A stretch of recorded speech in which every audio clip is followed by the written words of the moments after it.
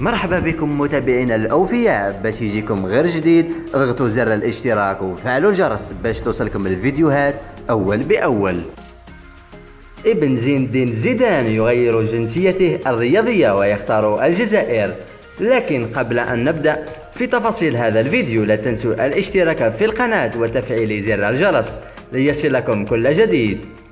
تقارير إعلامية عن رغبة نجم الأسطورة زين الدين زيدان في الانضمام إلى المنتخب الوطني الجزائري، وكشفت عدة مواقع نقلا من مصادر مقربة أن هذا الأخير يرغب في الانضمام إلى المنتخب الوطني الجزائري.